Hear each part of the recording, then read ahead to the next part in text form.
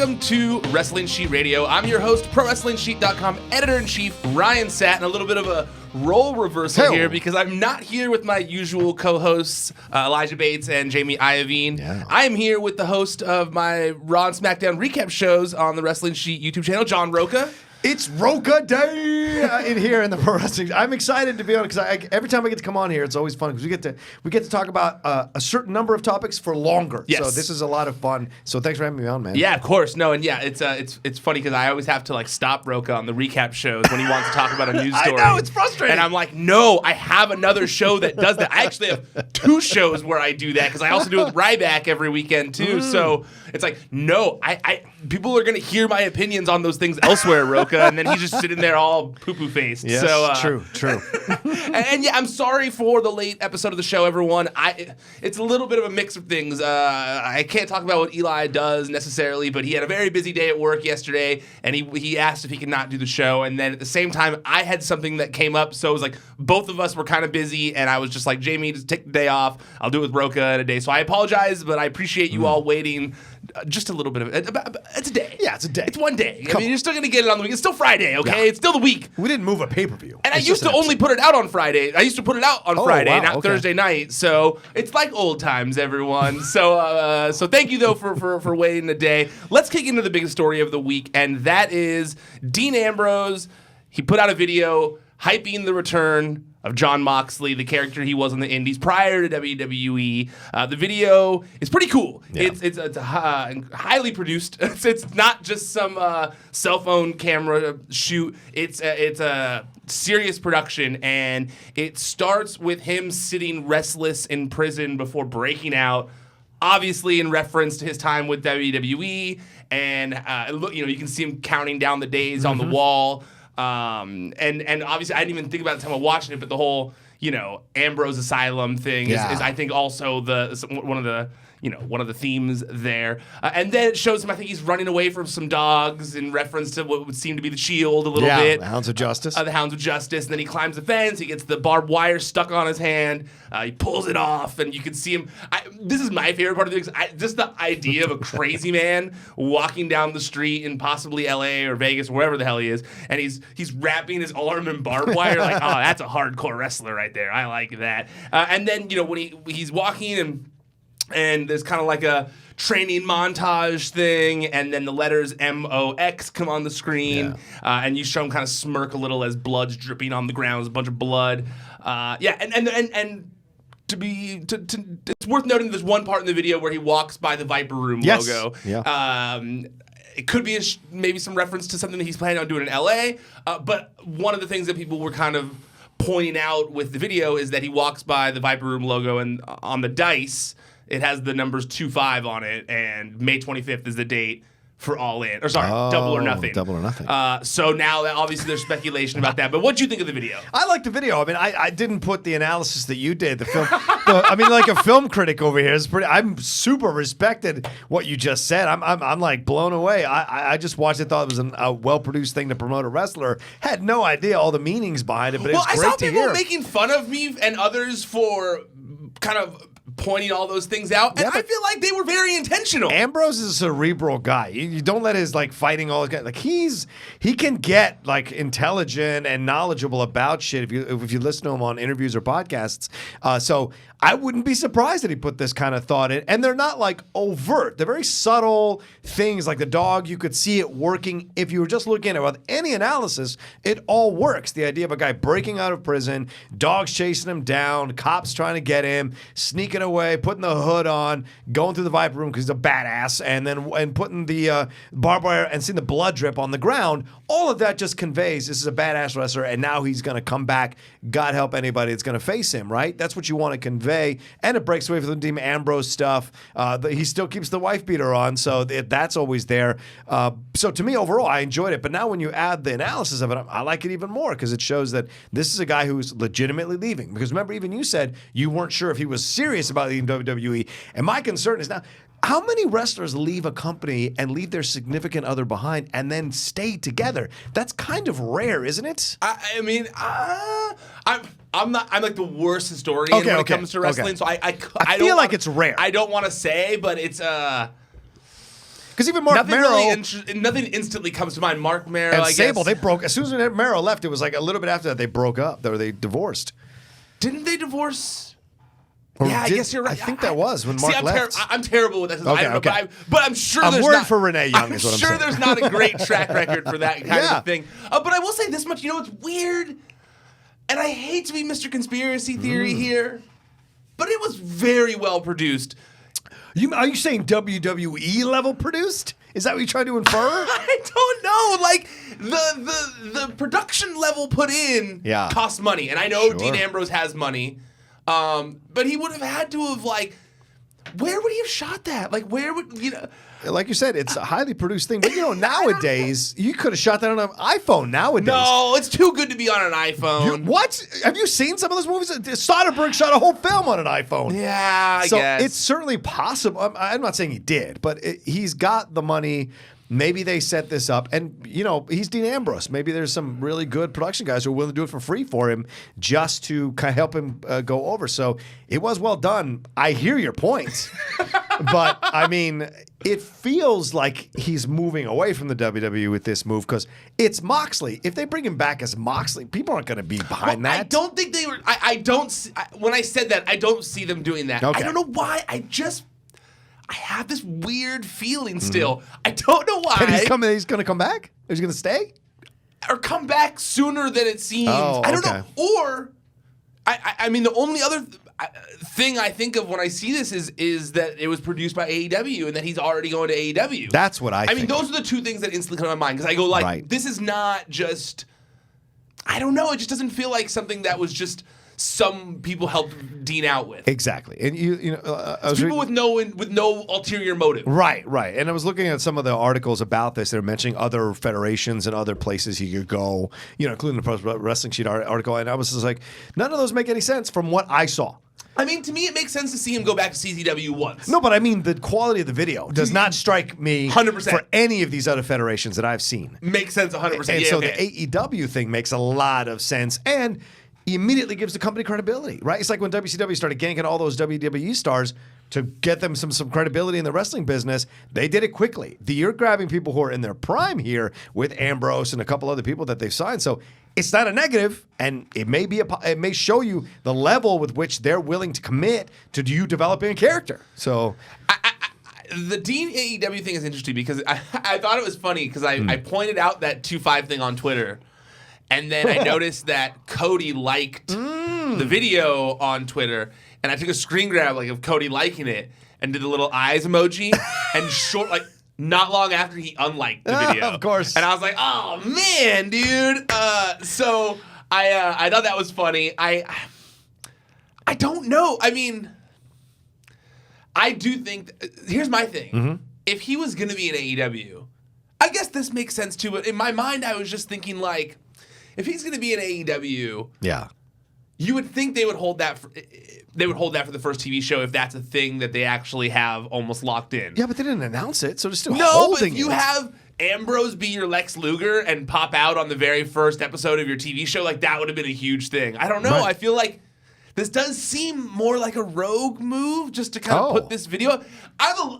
You know what I'm saying? You know what I'll say about all this? Uh-huh. My favorite thing about all this, everything related to Ambrose right now, is it is very hard to not. He hasn't really worked everybody, but to have this shroud of mystery around you. Yeah. Jericho's one of the only other people that's been able to do that in recent when memory. he showed up at NJPW, right? When he shows up anywhere, yeah, true. Good point. For a lot of he did it in WWE for a while. He's good at at there being this you're not expecting it, or there's just this cloud of mystery about what he might be doing, and I always respect that about Jericho, and I really respect that about Dean because I work in wrestling news and people talk a lot. Loose lips all over the place. All over the place. Yeah. And not a lot of loose lips on this one. He's really keeping it close to the chest here, and I kind of respect that. Well, didn't Jericho beat up, was it Goldberg or Lesnar in the backstage? Apparently. Well, he got into a fight with Lesnar. Right. And they got into an altercation. And you probably know about it, but the rumors I heard was that he beat him. He punched him. He knocked him out. No. I broke that story. Okay. Or was one of I want to say, or maybe I had exclusive details that weren't out there or whatever, but I remember it was when when Lesnar elbowed Randy Orton a bunch of times in the head, and Jericho thought he went into business for himself, and he was talking to him, like he was yelling at him backstage. Yeah. And Lesnar, if I recall correctly, said, like, mind your fucking business. Yeah. And he said, like, this is my fucking business. And then they got in each other's face. And if I recall, like, I think Lesnar kissed him. And then they, like, started shoving each other, and it went away. Right? Isn't that what happened? No, the rumor I heard is that he knocked him out in a bar after a match, that he beat him up. No. And so I would say if Ambrose that never happened. Okay, well, because that's my logic. If Jericho could do that, I wouldn't say anything about what Jericho's doing either, for fear that he might knock me out randomly someplace. So maybe Ambrose has that same kind of vibe too. So we're told Chris was repeatedly asking for clarification from everyone in the gorilla position, but wasn't getting answers because backstage footage was still being shot by crew members. Brock, however, heard Jericho say this was bullshit and loudly told the longtime wrestler this was none of his business. That set Y2J off, and he continued asking questions, causing Lesnar to push him. When that happened, Jericho rushed in and tried getting face-to-face with the Beast. We're told Brock kissed him on the forehead at that point and then said, "Kiss me back, pussy." Oh, my God. Jericho didn't back down. He stepped up and got in Lesnar's face, ready to fight. But Brock responded with his arms behind his back saying, "Hit me or kiss me, bitch." And that's when everyone broke them up. They ran in, broke them up. Vince came running awesome. in. What are you doing? And then Vince yelled at Jericho saying it was a work. What's wrong with you? And then they got split up or whatever. So that's incredible. Yeah. That's one of my favorite stories that I ever did on the site because it was just so crazy. When the whole kiss me thing was like, oh my God. That just destroyed that Mox video. That's you know you're a badass when you can stand in front of someone, put your arms behind your back, and go, "Kiss me or hit me, bitch." And that's because it's not either one is not going to matter. No. Oh man, that's how irrelevant you are to this guy. That's brilliant. I got to use that in the Schmodown. Yeah, so I get it, and I think you're right to give Ambrose a lot of credit for keeping this on the DL for this long. No one's saying anything. Everybody like being cool about it and letting him do his business and leave the WWE. Like no one's made a big deal. They gave him a send off. You never get a TV send off in the WWE. That's why I still have this weird feeling in my gut about this whole thing. Yeah. Like.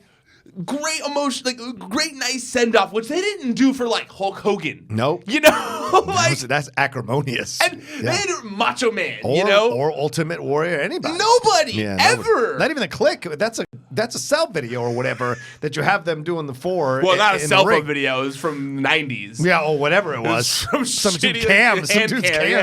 Yeah. I actually heard that guy interviewed before. Really? It's interesting. Yeah, he's like the Zapruder of the film industry because they eventually had to license that video to use it, and they have to license it from him all the time. He didn't like sell it to them. He just licenses it out, if I recall. And so he makes money off it all the time from WWE, which is great because you're not supposed to film when you're at a live event, you know. So it's great. I love it. I love that. Yeah, that's smart. That guy definitely came up from WWE.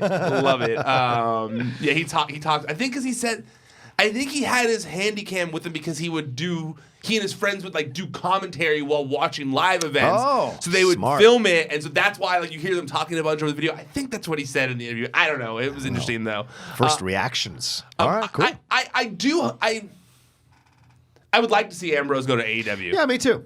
You know, I think that he was always kind of like, and he shouldn't have been, but I feel like he was always kind of like, in Vince's eyes, the third Shield member. He was not, as great as he is, he was never looked upon the same way as like Seth and Roman Reigns are, in my opinion. And so if he could kind of spread his wings a little bit and kind of go be the like sadistic, crazy person that he knows is super over and was over before he got WWE. I'm interested to see what that entails in a less PG environment, because it seems like AEW is gonna be a little less PG. Yeah, and also if you want to get to the level where you're competing with WWE, which they kind of are now, because we're gonna get to that story in a little bit, but like this is a real rivalry that's building between AEW and WWE. Like Vince wouldn't do this unless he was really kind of worried about AEW.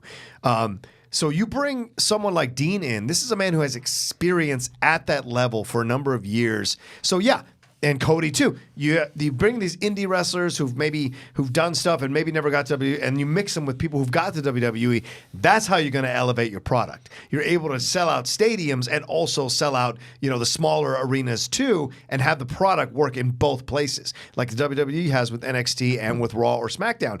That's what you want to do. You want to bring guys who can slide in, or women who can slide into either one of those situations and make it work. Dean is a guy you want in there. I know I've heard other people, but they're older. To me, a young guy like Ambrose in his prime is a smart move. Man. I also feel like, and I'd have to look at the roster in front of me, but there are a lot of guys it seems they've signed who don't necessarily have promo experience. Yeah, that too. And Dean he's a master at promos, if allowed. I mean, Dean. He didn't say a damn word in this thing, and it's fantastic. Exactly. And he's it's a riveting promo in character. itself. Yeah, absolutely. Yeah. And there's also, there's like other deathmatchy type wrestlers that are already signed to WWE, or excuse me, AEW. Yeah. There's Jimmy Havoc, there's Joey Janela. So it's not like there's a lack of opponents for him there either. He could wrestle at the top of the card with whoever they plan to have up there, as well as like with some of these other guys to help kind of shine a light on those people as well. And I feel like that would be a good thing if that is where he was going. Yeah. You don't think Impact? I think it's a terrible move if he goes to Impact. I don't see it. Yeah. I don't see it.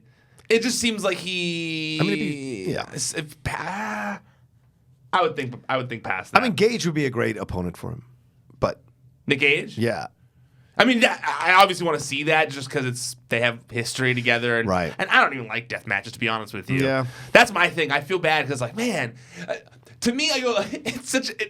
I could never do that, like what he did. I could never leave a multi-million-dollar contract to go roll around a barbed wire for a small amount of money. I could never do it. A wrestler's mentality I know. is a weird mentality. Man. I'm not putting him down for it. Right. If that's what he enjoys, I guarantee you he has saved up so much money to where he can totally afford to go roll around a barbed wire and have fun with it. I just couldn't imagine walking away from millions of dollars to go do that. Yeah. But also, I think that adds a little bit to his character when you see him in the ring. You're like, man, that guy just likes to fight. And he left WWE to come be part of this. Yeah. That gives him credibility with the fans 1,000%. Do you think Punk finds his way into this situation? It's starting to look more and more like that, right? He had that run-in. He had that run-in with the hood on. The only thing is I saw that he has another appearance on the same day as Double or Nothing. Oh, okay. He's doing like commentary for some MMA company that he is doing commentary for. Punk, come on, man. Everybody wants you back, dude. Everybody. I wouldn't say loves everybody. You. Well, I don't know how much I care about him coming back. I would care. Let me rephrase that. He got the best of WWE, and wrestlers rarely do that. Yeah, I should rephrase that. Obviously, it'd be awesome if CM Punk came back to wrestling. I just feel like he hates wrestling, and his heart just wouldn't be in it. And that it would only be. To me, he would seem like that would be only for the money because you hear about how much he hates wrestling. Does he hate the WWE?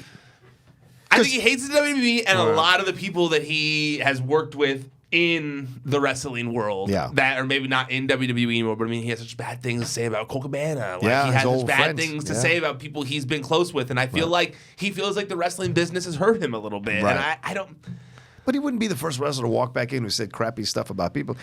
Fuck, Ultimate Warrior was able to come back into professional wrestling and got beloved again. And they tore him to pieces for years. Yeah. And he them as well. Yeah, I know. He yelled at me over it once in that YouTube video. Have you never seen that YouTube video of the Ultimate Warrior yelling at me? You? Oh, my God.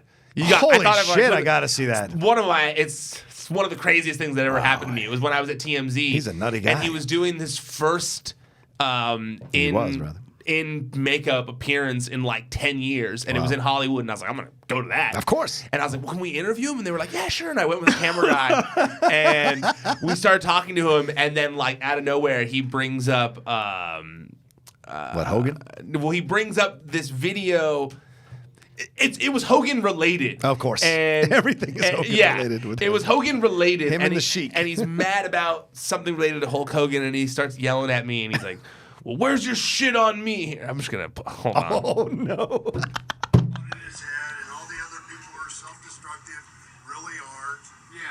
just kidding with you, right? Okay, good. Okay. So it's Hollywood, right? This is how young you sound. Well, that's a different person. I'm next to the camera guy. What's your name? So, like, what kind of stuff do you eat? That's I hated that camera guy. Current view on all this Occupy Wall Street stuff. This is me. Some active in politics and stuff. What's your current view on all this Occupy Wall Street stuff going on?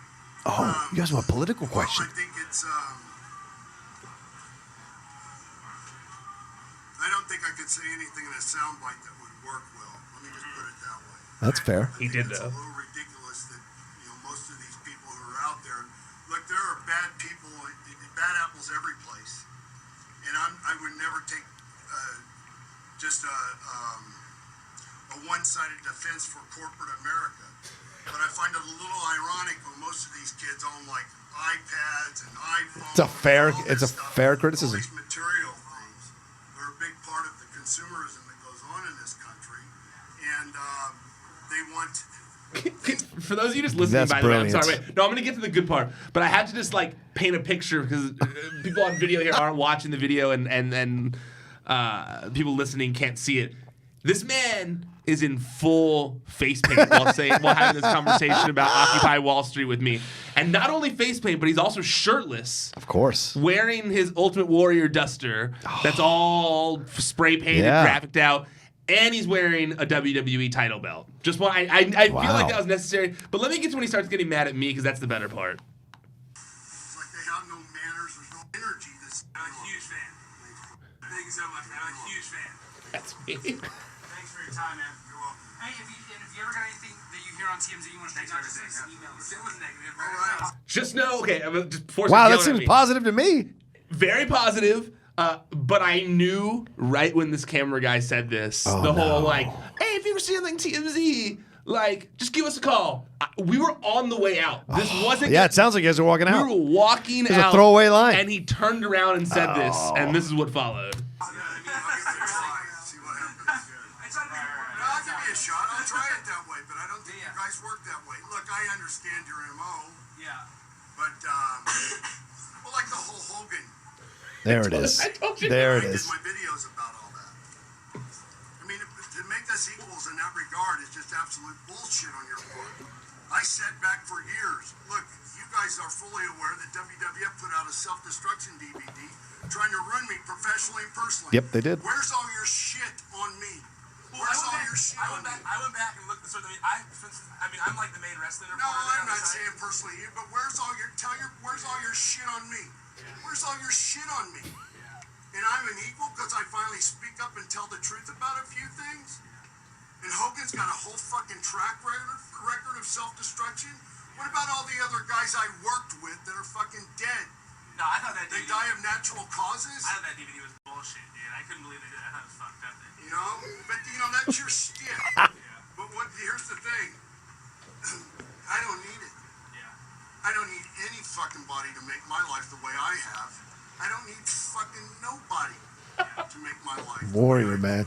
Respect. That video has 600,000 views, by the way. Wow. There's 600,000 people that have watched Warrior. Of course. Because shortly It's after Warrior, that, man. I turn around and I realized they were filming all of this. Oh, and I'm like, shit. oh no! Like look at my face here. This video of how sad I am. The Warrior's just yelling at me in Look face at that. paint. Yeah, it Looks was like Remsen's with you. That looks like. yeah, no. Wow. One of the craziest things, and for backstory, Yeah. TMZ had done a bunch of stories on these videos that Ultimate Warrior had published on his YouTube channel. Yeah, I used to watch those. Yeah, when he was going off about Yeah. Hogan years later. Yeah. This was in 2012. That's when I first understood what YouTube could be, was watching all these videos of other people, and then Warrior. I was like, holy shit. Yeah, he had those crazy videos. They're worth going back and watch. They were crazy. man. And He's so off the reservation. And so he was unhappy with the way we had written them, and so I went there to try and smooth it over. Yeah. And instead, he just started going crazy at me in the face paint. It's hilarious. So I recommend watching the video if you want to see young Ryan.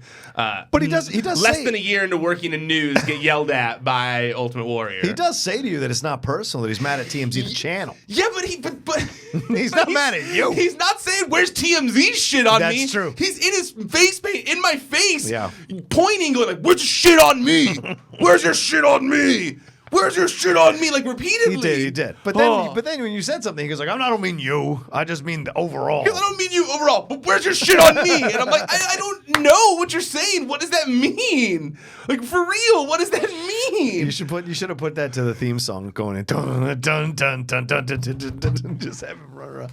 That's awesome. Oh man, I love Warrior. Rest in peace, man. That one of the most unique characters ever, and like controversial as hell, but a guy who really demanded his life the way he wanted it to be done. And you can't argue that. This is true. A lot of people don't get to do that after post wrestling. So okay, let's talk about Lio Rush. Oh, poor Lio. See, here's the thing. It's interesting because it's like, whenever there's like, quote unquote, heat on someone, right. I always find it interesting because it's like, obviously not everyone dislikes this person. You know what I mean? Like, yeah. And it does sometimes feel like it's coming from, the person who doesn't like them, as opposed to like it being a thing as a whole that everyone doesn't like them. But clearly there's an issue here going on. I mean, Fightful and Fightful.com and other sites have now reported on it where they were saying that that I think it was on the European tour. People insider the story about how Lio refused to quote unquote pay his dues by providing water to veterans and setting up. Why is that bullshit still going on? Man? Right? Why is that bullshit still going? I mean, like, it's 2019. That kind of weak ass shit needs to go away. Right? Yeah, because you know what? Carrying your water, like, fuck off. Like, I'm trying to take your job. I'm trying to take your spot, your shine, because I need that money and I need that merch money and I need to be successful. I need a career and I need to provide for my family. And okay, I don't carry your like. That's such. I hate it when I hear it in the NFL. I hate it when I hear about it in the thing because in the professional wrestling world, I'm like, it's not necessary.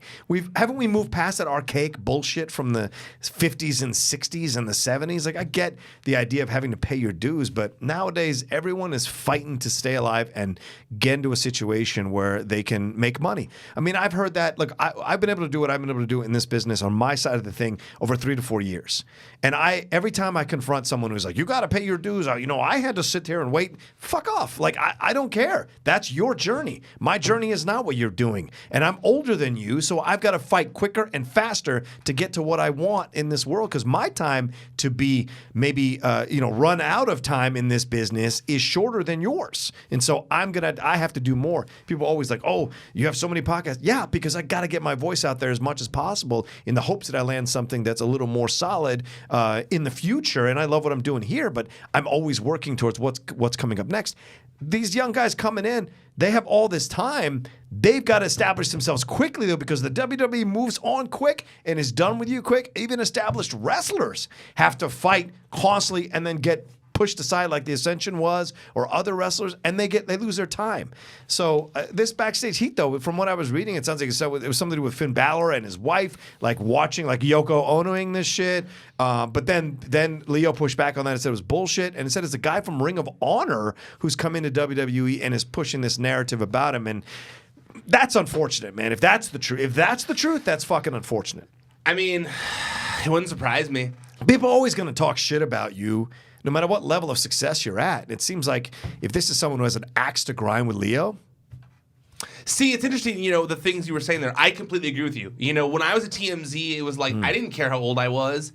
I didn't care what spot. I saw that open chair, and I wanted that open chair, and I worked to make sure that was going to be my fucking chair. Right. I was a PA. I went back to being a PA after I'd been a producer places because I wanted to be, on this TV show, or at this TV show, working there. Yeah. And I saw that producer desk always open on the news desk, people constantly getting fired, in trial runs and not making it. And I was like, I want that. Yeah. And I did whatever it took to get there. And sometimes you do have to, like, young or old, if you want something, you got to work at it. You got to work for it. And work I hard also think the whole frat mentality of paying your dues is fucking stupid because or hazing. He did pay his dues to get there. Yeah. Like in carrying the your circuits. Water and setting up a common area, in my opinion, isn't necessarily like paying your dues. That's the whole frat boy mentality of like, you have to do this for me because I've been doing it longer. No, fuck you. You know? And, but, go ahead. Right? That's how I would honestly feel the same way in that situation, which is probably why I'll never be a pro wrestler. But like, but that's why you built this site. Yeah, but I can totally, because it was like when other people are like, oh, I don't know if I should. You're like, fuck it, I know I should. I'm going to go get it. Yes, absolutely. Yeah. But at the same time, like that's how I would look at it, right? Yeah. However, like you do see these stories of like it's not just like because Lio kind of was making it seem like a little bit of a race thing. Like Lio was saying, I didn't like sense that. Lio in one of his things, I have to go back and look at it. There are numerous comments. Yeah, he said that's what he said. He said it's not about race and it never has been, but public perception is important to me. And when we have fans that travel all over the globe and watch us get off of buses and into hotels, the look of a black kid carrying waters and bags for other wrestlers is just not a good look. I agree, especially when I'm trying to portray myself as a superstar as well. Yeah, that's 1,000% true. Now here's my question though. Because this is kind of what I saw other people saying. It's like, okay, yes, that makes sense. However, like, you're not the only one who'd be doing it. Like, AOP does it, you know, when they came up. Aleister Black, posted this long thing about when he did it for other people, and how it was a thing that he did. And finally Roman Reigns had to tell him to stop doing it because he was saying, like, you've progressed past that. You don't have to do that on this tour. Right. But it does sometimes feel like a thing they do.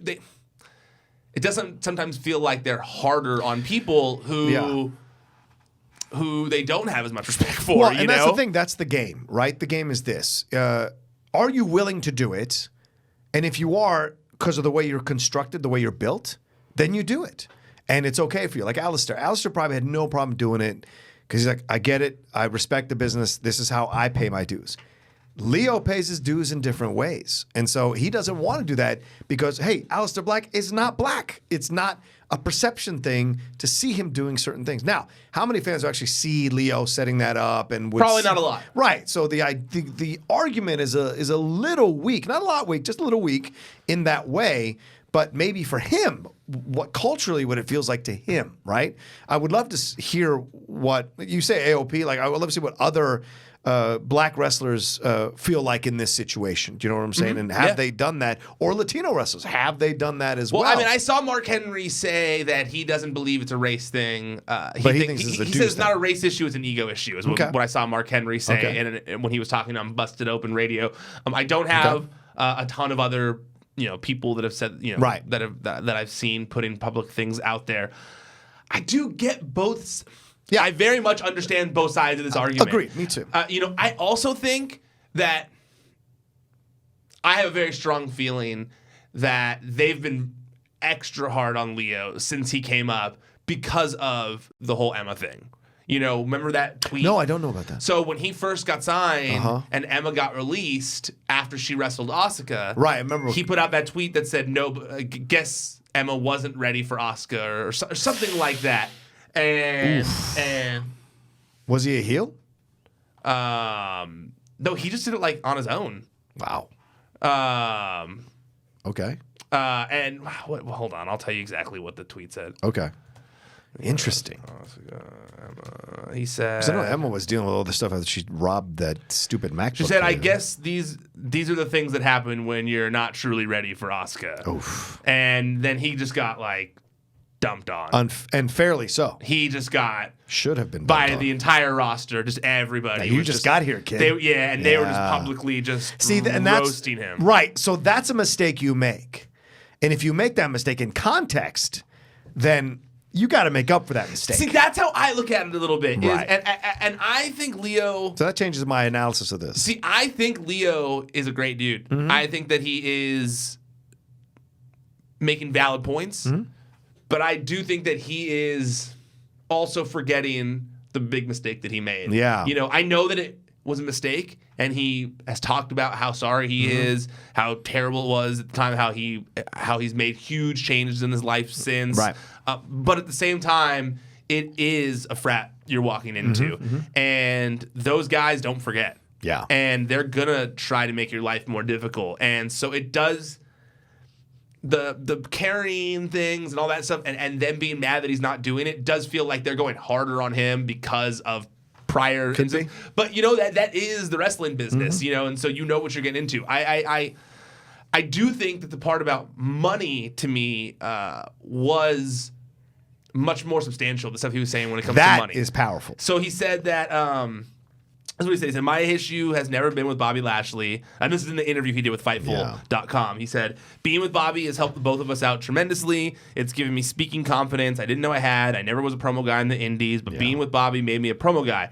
My issue isn't with my on-screen role. My issue is the fact that I haven't been on meet and greets with Bobby, haven't been getting paid for merchandise for us that has my catchphrases on them. I've been sent to live shows and TVs and forced to pay for my own rental for 5 days, as well as hotel, while not making enough money to do so. Walking around broke in the biggest sports entertainment industry there is, while having 2 kids and a wife to support. Damn. Now that is the thing. Like Absolutely. that's where the healthcare stuff comes in. Like that people are mad about with where they're not paying people appropriately, they're not giving them the benefits they deserve, and that's right there. I think a huge indication of that. You go like, this guy's not getting paid the merchandise money. Like that's a big part of his salary. Like that's a big bonus. That's a big thing. And I could see that they go, oh, we made that catchphrase up. It's not your catchphrase. But still, he's the one going out there and saying it on TV every week, or at least was. And so I think he does make a good point there. Yeah, I think so too. I mean, you shouldn't be having that's a big mistake. That's the thing that's mind blowing. A multi-billion-dollar company, and you're scrimping on this kind of situation. It makes no sense. And I wonder how much input Lashley has in this as well. Is Lashley just going with these meet and greets and not raising a fuss and not having an issue with this? And because Leo's his boy, and Leo's helping him because Bobby's terrible on the mic, as we've seen many, many times. This is shocking to me that he wouldn't step in at some point and say something like Bobby should be on this, or Leo should be on this with me, what have you, doing the meet and greets. That's true too, and his complaint is valid because you want to get that attention. You want to be in a position to get that attention so you can go to the higher ups and be like, look at the meet and greet, look how people responded. I've got evidence that shows how over I am with the fans. I'd like a bigger role. I'd like my own singles push. I'd like this or that. That's how you work this business. You don't sit around waiting for them to hand you shit. That isn't how it works. Well, the report from PW Insider is that they did offer him a better deal. Yeah. And that he wanted more money, and they weren't willing to take that. That's a separate conversation. That is a separate conversation. Right. Absolutely. If he's turning it down, because that may be that's underneath all this, Ryan, is that he has a very inflated sense of what he should and shouldn't be. But if you do, then don't go to the meet and start crying about it. Just go get it. Yeah. Go get that I do fear that we will not see Lio Rush in WWE for a long time after all of this. I mean, explains the breakup. I think that they should be allowed to talk to the media if a story is being put out there about them. Yeah. But I know at the same time it's frowned upon in the company. You know, like to just contact the media and start doing your own PR. They definitely, especially when it's about your pay and things that are going on behind the scenes. Yeah. They're not usually kind to people who are doing that. So I fear that we're not going to see much of Lio Rush in WWE for a while. That is my fear, which would suck because I mean he's not. I don't think he's doing anything wrong by talking to the media because I don't think it'll be because of the quote unquote heat. I think it'd be more so because of the talking to the media. Yeah, Vince is big on loyalty, man. Yeah, very much so. Speaking of Vince being a loyal dude, WWE is returning to Saudi Arabia next month, and they're bringing Goldberg along for the trip. Goldberg is like the last. We really saw him was after WrestleMania 35, WrestleMania 35, 33, after he lost to Brock Lesnar when he lost the Universal Championship. And it seemed like he was done then. Yeah. It seemed like that was the end of Goldberg's, what's the proper word? His return to WWE. It seemed like he was coming back one time for, one stretch of time, this one last run. And now it's a few years later and he's coming back, it would seem, at least for this show in Saudi Arabia. Yeah. Now, there has not been word as to whether he's wrestling yet, but the way they're kind of like pushing it on social media would kind of lead you to believe that that's going to be the case. Yeah. What do you think about all this? I know you guys didn't you guys report a few weeks ago that like he was going to be AEW was having talks with him about him coming on to AEW? No. Okay. We didn't report that, but there was interest from AEW. Okay. I don't think for wrestling purposes though. I think it was purposes, for announcing or something like that. Yeah, which makes sense. You put a guy with that kind of name in the business, blah blah blah. I think it's terrible. Anybody like Lesnar, Taker, like I get it. If you're going to go, you've got certain political points of view that you don't have a problem going, or maybe you're like Mick Foley saying, like, I have a price. If you want to pay it, I'll go. Maybe some people are just built that way and they're okay with it no matter where they performed, because you can pull the argument all the way to a macro argument and go like, well, I'm sure cities I've performed in have done terrible things to people. So what's the difference if I go to Saudi Arabia, a whole country that's done terrible things to people, allegedly? What would be the issue in going? Zayn's is more understanding because that's a religious thing. That's a whole other argument, well, but right? from what I read, like... Is he going to go? He's not going to go. I don't know, but from what I've read, like... And I'm not super knowledged in world, relations or whatever, but... From what I've read, the Jewish people going to Saudi Arabia is like not an easy thing. Like, right. I think like if you're from Jerusalem, that's you what I can't mean. go there. Right. But if you're Jewish but live in like America, let's Yeah. say, you can go there. I could be wrong. I thought that's what I read because I looked a little bit into it. I'm sure it's true. Which was like, oh, weird that Goldberg is going to do that. However, from what I hear, like, they're getting paid a lot of money. Yes, well, logically. A lot of money. That's why all those old fuckers showed up last year. Yeah. It's like it's basically some Like in the dudes- millions. Right. Yeah. That's why Shawn Michaels, they backed the truck up. Yes. How you would not say no to this. Yes. And the rumor's millions. yeah, and the question is, well, how do they get those millions? If you're okay with that, Yeah. that's the thing. Yeah. If you're okay with how they got those millions and they're using those millions to pay you, and you can sleep at night, I guess more power to you. Go make that money. But there's some other people who have a little more of knowledgeable worldview might have an issue with that. I have a question. So here's like the thing I've been trying to like struggle with in my head, and that is, if the wrestlers don't care, Yeah.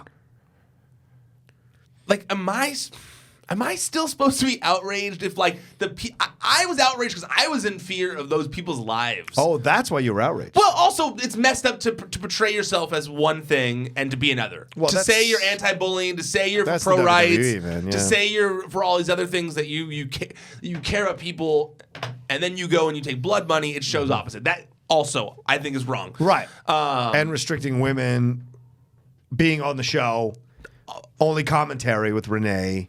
Yeah. Correct. But also, I was worried for these people's lives. Of like, this is like people are being beheaded out there. Right. Why are you gonna go do this? If they don't care, should there be this giant outrage so that WWE is there, or should people just be not watching it if they're against it? No, Because clearly the outrage hasn't worked. and it was never going to work. Not with Vince. No, or with the amount of money they're making. Right. And They're the making thing more is, than they make for WrestleMania with these shows. exactly. And we'll see if Vince moves on or passes on from the WWE if they keep that contract. Does Triple H have that point of view? Does Shane? Does the board? Does Stephanie or Their Linda? job is to make money for the shareholders. Right. So they're going to do that. But in the short term, if doing this contract loses money in the long term, But does it? is that a Do you smart think it business does? move? I don't know. Yeah. We only have 1 year to base this on. Yeah. But the public... I have seen some stats that show the WWE Network numbers have gone down since the Crown Jewel pay-per-view. It's certainly possible that has something to do with it. And if you start to see that, then you've really made a mistake here. But is it too late to... But by the time you realize it, though, is it too late to turn the thing around, the ship around, and not go in a situation? So look, they've taken the money for now, and they're talking out of both sides of their mouths, which WWE has done multiple times. And so you're just like, okay, you're going to go do this. I will never watch. I won't even watch. You didn't watch Crown Jewel? Nope. Didn't watch a damn minute of it, nor will I. And I won't watch any of the Saudi Arabia stuff, So I have no problem with that. It's just not something I need to watch. There are multiple other wrestling matches I can watch. So to me, that's the way I feel like. And if you take that money, you're a human being. You got every right to take the money and make whatever money. I bet Lio Rush would take that money in a heartbeat. So you've got every right to take that money if you want to take that money. And if you can live with yourself, then that's the deal with you. Yeah, should people be outraged? They have a right to be outraged. It's a free country. You can express your outrage as you wish. But will it have any effect? Probably not. Yeah. Yeah, I don't get me wrong. I think it's fucked up. Yeah.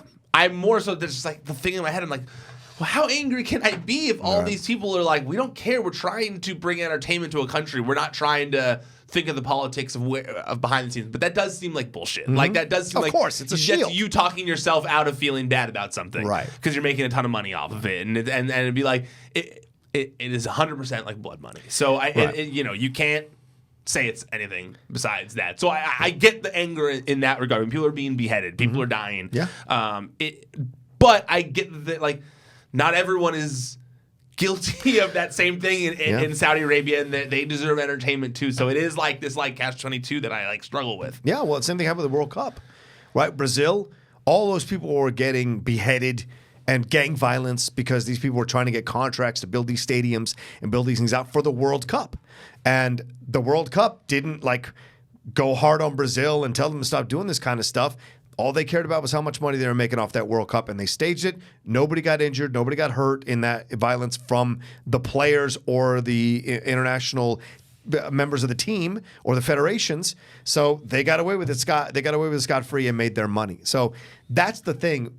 At the end of the day, these large corporations, we are ants to them. We are numbers as regular civilized human beings. We don't matter because the corporation has to make money, and the people up top who've invested money in the corporation as shareholders want to make money. And so morality sometimes goes and principles sometimes go out the window with these large corporations when money's involved. Yeah, no absolutely. Surprise there. Since you just because you mentioned it, have you ever seen that 30 for 30? About the soccer leagues that were like owned by the mafia, like that were owned by, have you seen that 30 for 30? Of course. It's one of my favorite ones. Yeah. It was so crazy that one. It was the two Escobars. Yes, that was it. Yeah, that was a good one. If you haven't seen that, that's a fantastic documentary. Such a good documentary. You don't even have to love soccer to enjoy it. No, I hate sports. I hate all sports, but I love those 30 for 30s. I don't like watching but they're all made so well. Human stories. Yeah, exactly. Yeah. They're cool stories, and I can respect. I love documentaries. Yeah. So even if they're sports related. Have you seen any of the dark side of the ring stuff? No. When you mentioned the one for the Von Erichs, I was like, I got to put that in my rotation. They're all free on Viceland's website. Like you can just go on their website. So if you have like Chromecast or whatever, you can easily just get on watch it on your TV too. I apologize ahead to my girlfriend. You know what? I made my girlfriend watch some of them. They're good. Okay. Well, she wanted to too, but so it's a little bit different. Right. But similarly, good stories. That they're just like. I would stay away from like the no offense to anyone watch the Montreal Screwjob one because the story's been told so many times. I don't know if your girlfriend's gonna want to hear Jim Cornette and Vince Russo yelling at each other about the Montreal Screwjob. And I'm not the biggest Cornette fan anyway. Yeah, so. But I would say like the Von Erichs one, cool. The Gino Hernandez one, which hasn't aired yet. Okay, awesome. I loved the Macho Man one. I love. There's a Macho Man? Yeah, Macho Man and Elizabeth. It's about their relationship. That was the first one. The Bruiser Brody one is fantastic. It's basically like when you watch it, the vibe you get is like Bruiser Brody got murdered and the cops were okay with it because they thought wrestling was real.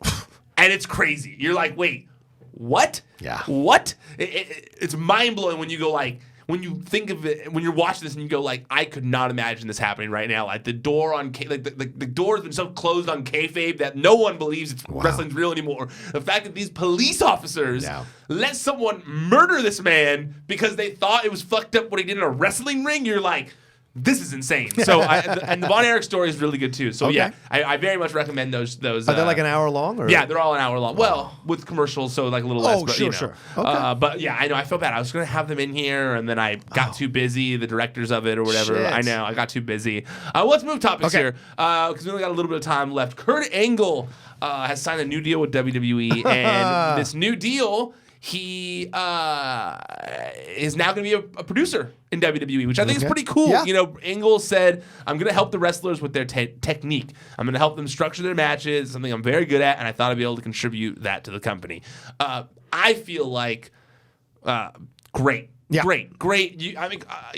Similarly to having HBK in the Performance Center where you go like, who else would you want training in the Stars of Tomorrow? But Shawn Michaels, one of the best of all time, getting to have these think sessions with the top talent in NXT. I mean, it's a wealth of knowledge, so valuable, and I feel like Kurt Angle's the same way. Olympic wrestler who picked up the business faster than anybody else, a multiple-time world champion, and regardless of how his final run here in WWE looked prior to that. Probably one of the greatest of all time. Yeah. I would say top 10 of all time, Wow, that's a strong You don't statement. think? I don't know. I would have to sit down and take a You look have at to that. like map that one out. Because you haven't seen a lot of the 80s stuff. I don't so care. You don't have... Who in the 80s Savage, Hogan. Okay, they're on the top 10. They're top 10. Piper's top 10. You could argue Piper top 10. Flair's 80s. I love Piper, but top 10 of all time? Steamboat. That's 80s. Yeah. I would say Kurt Angle's more successful than Bret Hart is 80s. Kurt Angle's more successful than Roddy Piper and Ricky Steamboat. Wow. He held more.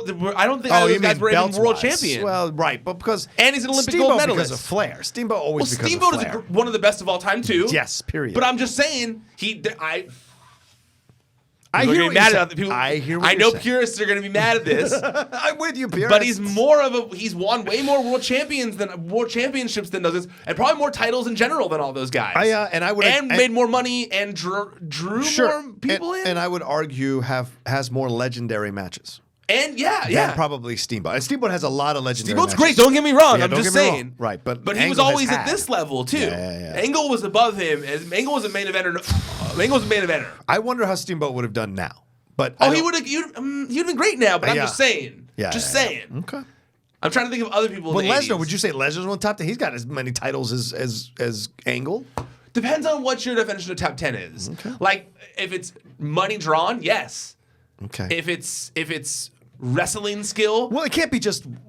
For me, it's not just one. It's combo. True. It's character, which ability. is why I say Kurt Angle is for sure in the top 10. I think you can make an argument, though. I agree. I don't agree that he's in top 10 just yet, but I would agree that you can make an argument. Like there's Shawn Michaels, there's Undertaker, there's Flair. Oh, you got Flankles in your top 10? Cool. Hell yeah. Okay. If Hardy's in your top 10, I'm walking out the goddamn door. My personal top 10, right, not in the actual top 10. Jeff is an awesome But Shawn, Hogan, Flair, yeah, not Ricky Steamboat. I'm sorry. Where's Stone Cold? Where's The Rock? Stone Cold, The Triple Rock H? in there. Come on! Top 10 of all time. Triple H? You can't say that.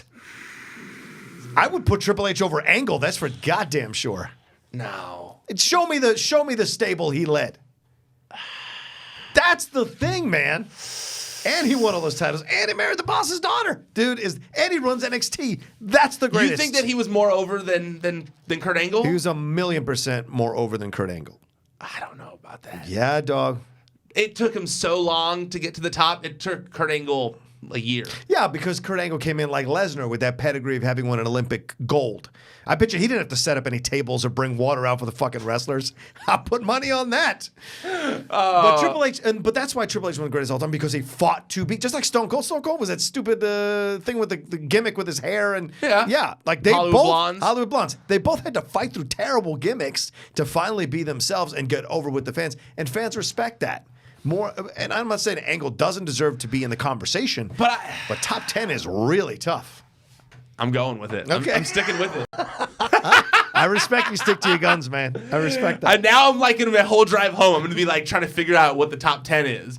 I wonder if there's like any kind of top 10 wrestlers the thing is, look at of Angle. all time. What happens when you search that? I bet Von Erich comes up. Who? Which Von Erich? I bet Kerry comes up. Over what? A lot of people love the Texas Tornado, son. A lot of purists love Von Erich. Fuck out of here. You guys know what I'm talking about. Let's see. Okay, Savage is this top is just 10. Bleacher Report. So I'm just. This isn't like a definitive Bleacher list. Report, okay. This isn't a definitive list by any means. We got. They said. Yeah. Stone Cold Steve Austin #1. What? #2 The Undertaker. Oh Jesus. I don't even put Taker in my top 10. #3. That's insane. Yeah. #3 Hulk Hogan. #4 Ric Flair. #5 Macho Man. Yep. #6 The Rock. Yep. #7 Piper. Get out of here. I told you. People love Piper. #8 Shawn Michaels. #9 Bret Hart. #10 Sting. No way. Sting. Yeah, man. They put Triple H over him too. Triple H #11. Yeah, I told you. Jericho 12. Jericho over Angle. And they say Kurt Angle 13. Oof. So another person who wrote this article that has no definitive value also agrees with they're close to me, but they also had Triple H in there. Yeah, but I told you that Angle, you can make a case for Angle. I agree Chris Jericho's in there. I would also put Rey Mysterio up there as one of the top 10. In the top 10? Top 15. Wow. Top 15. This should be a separate episode we do, especially. Yeah, now I'm like, because I guess you have to put John Cena in there. Yeah. No, you fucking don't. Not in the top 10. Not in the top 20. No offense, John. Not in the top 20. If you're not watching the YouTube video of this, you missed the best facial reaction I have ever seen from John Rocha. Just the thought of that infuriated him. No way. They also got Dusty Rhodes, Dusty. Ted DiBiase, Fucking Mick Dusty, Foley, Mr. definitely. Perfect, Jake the Snake, Eddie. Look, people like Steamboat. I would put Eddie over Mr. Perfect. Chris People like Benoit. Mr. Perfect too much. No, Mr. Perfect was great. Show me his titles. True. Titles wise, no. He's the one where it's fully on skill. Where it's like, that guy sold like hell. No one ever sold like Mr. Perfect. He was great. And promo-wise, too. Yes. Fantastic. And a character that everyone remembers. Oh, yeah. Like, even if Rick you don't Rude, know. everyone remembers. But even if you don't watch wrestling, you know the nickname Mr. Perfect. Right. I think. It's Yes. one of those, everyone goes like, oh, Mr. Perfect. Ravishing Rick Rude, you could argue, had a great character, rarely won titles. Yeah, fair. Where's Andre the Giant? He's not in He the was top on 10? that. He was on their list, too. Okay. I wouldn't put Taker in my top 10. I wouldn't, because Taker is a solid, good wrestler, but every match that you remember with Taker that was great was because the other guy was great with him. I don't know if I agree with that. Okay. That's a tough one. I love The Undertaker. I So only you like think the WrestleMania matches are memorable. There's no really any other. There was Hell in a Cell. Oh, with Mick, but that was because Mick went off the top of the cage. There's the SummerSlam match with him and Stone Cold. There's okay. okay. I don't know. But I see your point. I see. I think. But it's fair. a fun conversation to have with It Angle. is. 'Cause Angle has some great matches. Honestly, not where I expected this conversation to go, but I love it because I know that for the next 48 hours, my mentions are just gonna be filled with Oh, no. You said Angle's better than Steamboat? Sorry, I didn't mean to yell into the mic. That's what my mentions are gonna be for the next 48 hours. But this is what's fun about pro wrestling is arguing. This is a great thing to argue because it really is subjective. It is such a hard one. It's so very I would not subjective. put Michaels in my top 10 at all. Well, you wouldn't put him in your top 100. No, like, I you would. hate Shawn Michaels. I'm objective enough to put him in top 20, 25, sure, for the legacy.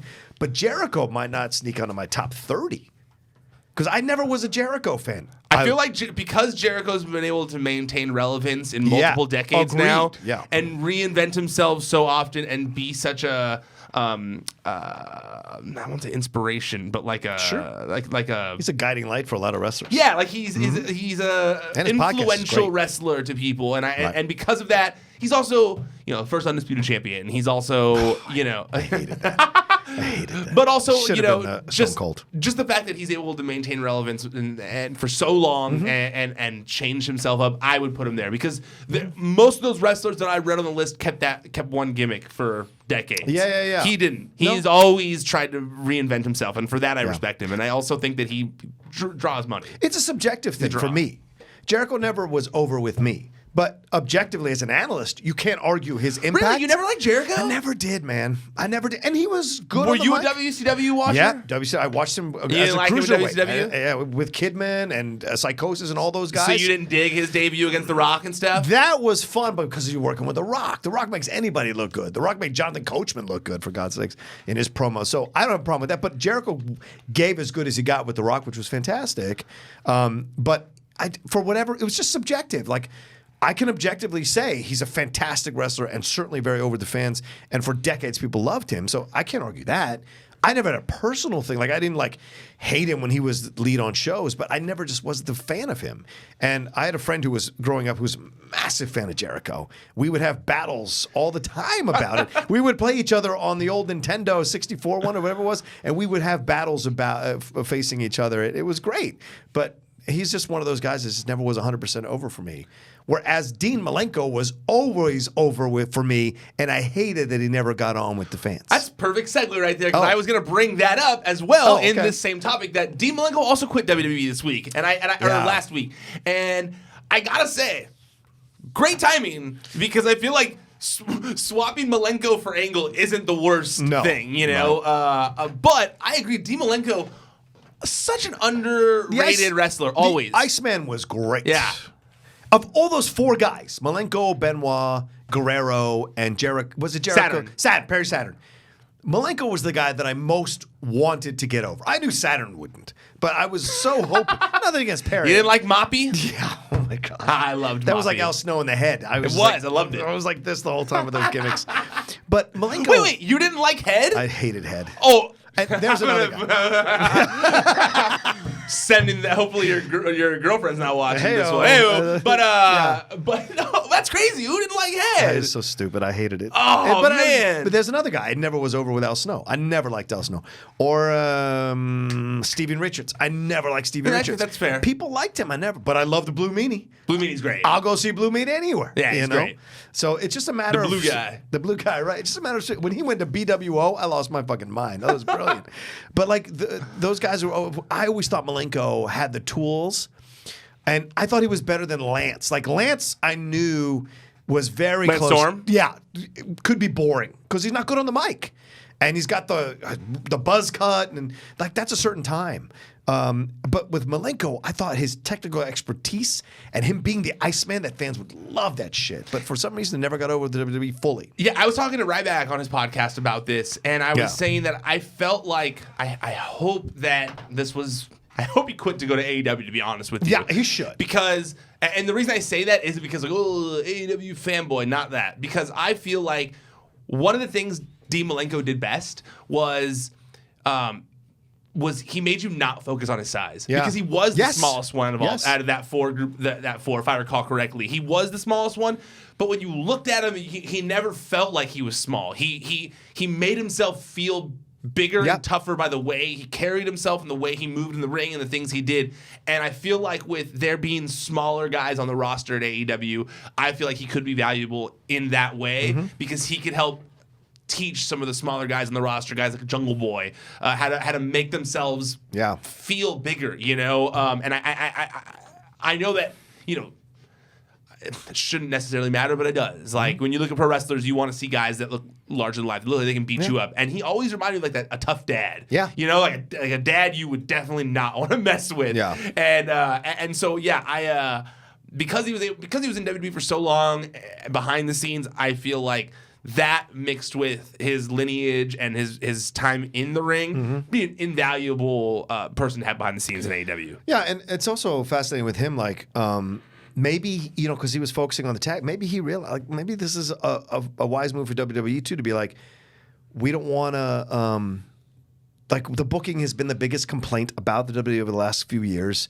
Maybe it's time we have some fresh blood in here, move Angle in a spot, and then move Malenko out, give him a graceful exit. 18 years of the company, that's pretty incredible. He quit. Okay, well, quits, but maybe they made it clear, like, hey, you know, we're going to bring in Angle. So it's like, we'll let you quit, go to AEW, and then establish and then keep working there. But he's 58. Like, you know, how much longer does he have to do it? I did hear that from some people that like his health might be a thing that made him want to get off the road too, and that he might not want to go to AEW because he might just want to get off the road. Yeah. So we'll see. I really don't have any insight into what his future is going to be.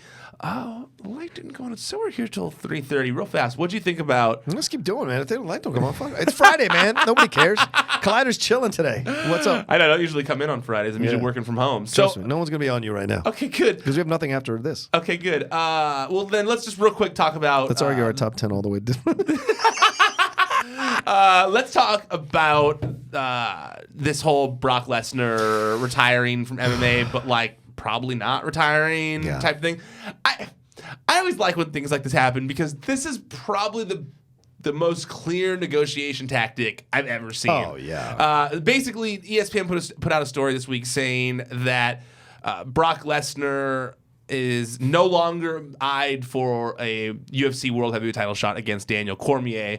As you guys might recall, last year, he came into the ring or the octagon or whatever after Cormier won and did the whole face-to-face thing. He hopped right in the cage, got in his face. And that at that point, everyone was like, oh, Brock coming back. Well, ESPN says right now that they're no longer eyeing that. They're going to do Stipe Miocic. Is that how you said, right? Yeah. And that Lesnar... Dana White told ESPN that Brock informed him of his decision to retire last week. He said, he told me he's done. He's retired. We're going to move in another direction with Cormier. Now, Brock didn't come out and like say I'm retiring, which is how you know it's probably not a legit retirement because they would be handled a different way. Sure. Right? It seems like a negotiation thing here, right? I guess possibly, but I think also maybe he realized, like, why would I put myself through this? And the testing shit is like people are getting really punished now. So because remember, there were a lot of rumors about him and what he was taking. So Well, it wasn't rumors. I mean, he took a drug test and he got did. popped. Yeah. Yeah, right. What's his face got really upset about it. The Australian or New Zealand guy got really upset. Mark Hunt. Mark Hunt got really upset about it.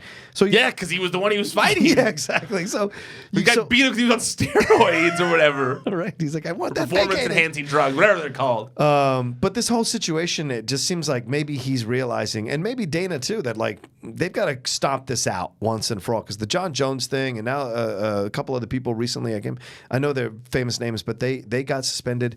Maybe Brock's looking at that landscape and going like, I don't think I can do this without getting caught. And what's the point of coming back to this and sacrificing a fake fighting payday at the WWE by doing this kind of crap? You know what I'm saying? Yeah. Because I guarantee you, if Lesnar became more of a regular on the house shows and regular on Monday and Tuesday nights or whatever the brand they want to put him on, people would fall in love with the guy. Because that's the only thing that's separating. I think, to me, that's the only thing separating from the fans fully embracing Lesnar is him being there all the time. Because that would make people want to cheer for him. And when he first started, he was like that, which is why he was over with the fans. But then he started doing this like, coming in when I feel like it, leaving when I feel like it, not showing up a lot, then defending the belt. It's frustrating for fans. So I think if this is legitimate, the smartest thing for him to start being on WWE TV more. That would be smart for him. Yeah, I mean, also he loses a little bit of leverage too. I mean, that's always been his True. leverage to be able to do that. So that was the other reason I was kind of surprised to see that whole retirement thing, because that's like why you've got great leverage against WWE to keep making as much money as you want. That's a good point. But you make a good point too that like he's getting older. Yeah. But the only thing is, like, he did supposedly submit multiple drug tests since he's been like back in the drug pool. I think it was like 9 tests with 2 tests happening this year. So I mean, supposedly he was taking drug tests. So I don't. But also, I mean, like, those guys do take it closer to the fight, not a year out. You know? So right. So I think your point is definitely solid. I think we're going to see him fight. Yeah, what do you think? You think he'll be in the UFC? I think we'll see him fight in the UFC. So you think this is a tactic by him to get Dana to offer him more money so he can fight? I think it was like Dana was like, I'll pay you $10 million. And it was like, no, I need $15 million to train and this. And then it was like, no, we'll pay you $10 million. And it was like, all right, give me $13 million or I'm retired. And it was like, no, I'm going to give you $10 million. It's like, okay, I'm retired. Laters. And then it was like, oh, you want to do that to me? I'll do this right back at you. Hey, ESPN, ring, ring, ring. Brock's retired. I'm trying to do Steve Miocic now. And it's like, oh, shit. Like, okay. 12 million, we're good. Okay, cool. You know, that's how I see it going. Maybe. I'm sure you're right, man. I'm sure that's, well, I don't know. I'm sure it's a possibility. Yeah. That's for sure. And that could work out because Dana has been shady and negotiates all the time with these guys. He's a white Don King. And he loves doing things in the media. Like, he's all about, like, media. Yeah, like using the media to further his agenda and stuff. All right, well, Rocha, thank you so much for the show. Thank you. Where can people find you on the internet? Oh, listen, you can find me at The Rocha Says on Twitter and on Instagram. If you're a sports person, you can find us on the Collider Sports YouTube and podcast feed. We just dropped a new episode of Sports Time with Jay Washington and Matt Nose and I talking NBA playoffs, a little NFL stuff. The tailgating policy that's being enacted by the Buffalo Bills. And I also just did a new show called The Collider. It's on Collider Conversations. It's called The Deep Cut with me. And I'm going to break down one tough topic every episode and go deeper into a conversation. And this time we had the director of El Chicano, Benjamin Bray, and the star, Raul Castillo. And we were talking about their journey in bringing this film, first Latino superhero film, to the big screen, and then what it's like, trying to fight as a Latino in this business to get seen, to get roles, to get these kinds of opportunities. So really great conversation with these guys. So go and check that out on the Collider Conversations podcast channel. Is that also the same? Is it the same show with the 2 other friends of yours that you just started? That's a different show called The Geek Buddies. I do that with my friend Michael Vogel, who is a animation producer and writer here in town. He's done My Little Pony and a crap ton of Young Justice, the new ones, and my other friend who's an actor and animation writer as well, Shannon McClung. The 3 of us just sit around shooting the shit. We've been friends for 20 years. So we thought we'd put our conversations, which I think are really good, knowledgeable conversations, because they're all in the industry and they all hear stuff and have friends who are in the business, kind of like Ryan when he's behind the scenes stuff with the wrestling. So it's a fun, open conversation, and we're trying to bring some positivity back to fandom where we can disagree and battle and fight or agree and still stay friends at the end of the podcast. So we're trying to push that out there. So there'll be a lot of guests, a lot of really big guests coming through the podcast channel, so through that podcast. So go sign up there. That description sounds a lot like our Raw and SmackDown recap Yes. shows. I love to battle and stay friends. I love to. It's good. That's why I like doing that show so much with Rocha, because that people loved that jobber conversation. I got a bunch of people writing us like, yeah. People were big fans. On both sides? Yeah. People were, well, more on my side than your side, but you know. And you can find me at Ryan Satin on social media. It's ProWrestlingSheet.com. That's where you can find the top stories throughout the week at Wrestling Sheet on social media. We're also on YouTube, youtube.com/C/Wrestling Sheet. That's where the aforementioned Raw and SmackDown recap shows are. That's where Wrestling Sheet Radio is and all the other videos that I have time to make. While you're there, make sure you subscribe if you're there right now watching. Subscribe, comment, like, do all that kind of stuff. It helps me show the people here that there's wrestling fandom love out there. So do it. Also, if you want to listen to the audio only, just check out all your favorite podcast platforms. It's Podcast One, Spotify, iTunes, Stitcher, all that good stuff. Just search Wrestling Sheet Radio. Okay, that's it. We're done. Officially tapping out for now. Until next time, stay out of the dirt and keep your eye on the sheet.